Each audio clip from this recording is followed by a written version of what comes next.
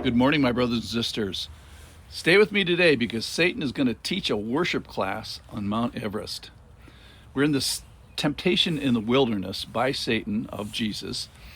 Temptation number one was turn these stones into bread. Hey, skip the humanity part, skip the hardship, skip the temptation part, make yourself unqualified for representing humanity. And without this physical discomfort, Jesus, enduring that temptation, Jesus would not endure the cross. So no hunger equals no cross.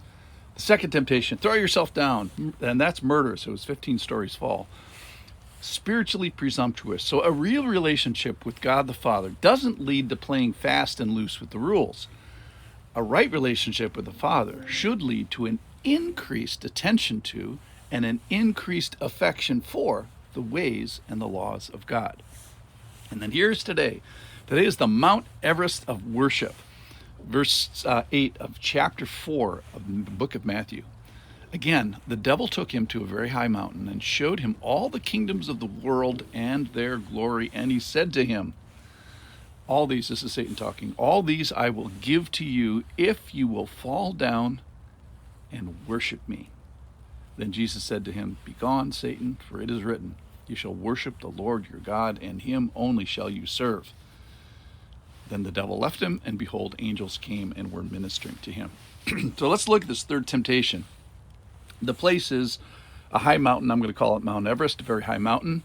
And you can see all the kingdoms before him. So what happens when I see all the glories of the kingdoms of the world all at once? Does it make me want to worship Satan? Clearly no. He didn't make the world. He didn't make the kingdoms. He didn't make them glorious. And yet Satan here, in this is the key part of this, I think, is he betrays his big ask, which is worship me.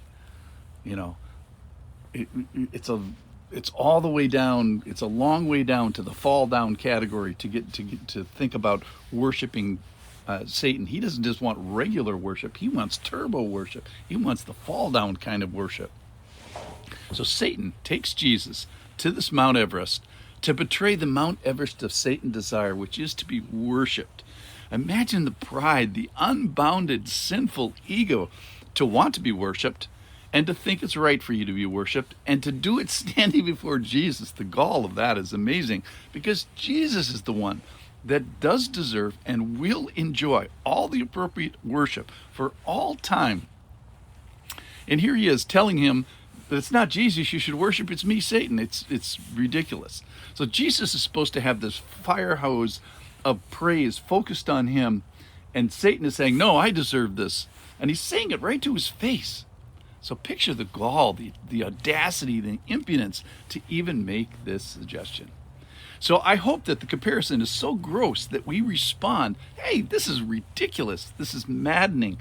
To think that a finite, sinful, created being would boldly go to the Mount Everest of places with the Mount Everest of Jesus himself, to betray this Mount Everest of pride, to request the Mount Everest of worship, not just average worship, the fall down worship.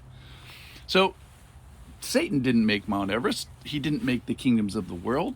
He doesn't have any power that's not given to him temporarily in the sovereignty of God. And he doesn't deserve any worship because he's a liar, a thief, he tried to be a murderer just a few minutes ago. So Satan does not deserve the worship in that he stands on Mount Everest with the Mount Everest of goodness, gentleness, truth, justice, sacrifice, all those characteristics that Jesus has, and yet he refuses to see it. The point is so ridiculous that it actually makes a good point. So here's the easy answer to Satan. Satan asks, will you worship me? And the answer, no. Deuteronomy 6:13, Jesus says, you shall worship the Lord your God, and him only shall you serve. Of course, no. This is an easy no, a hard no. It's a ridiculous request, so the no is easy.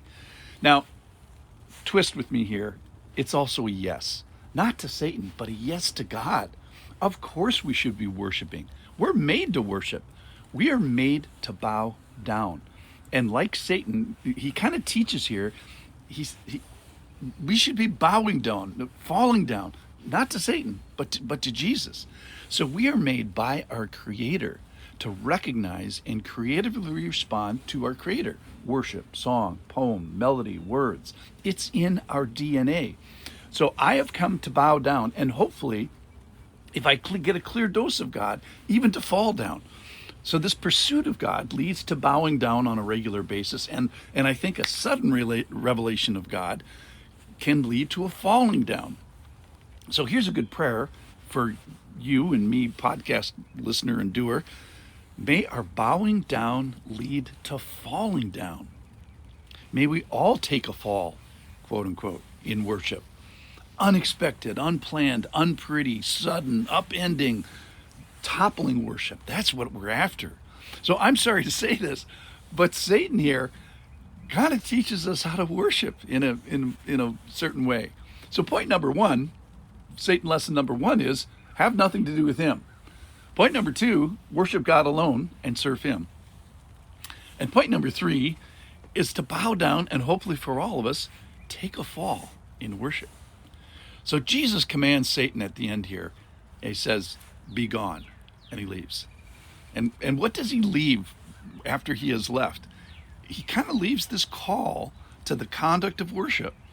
Be directed, be bowing, and hopefully falling. So stick with me on this theme. I'm going to go again with this tomorrow, which is, I hope that you take a fall in worship. Thanks for listening.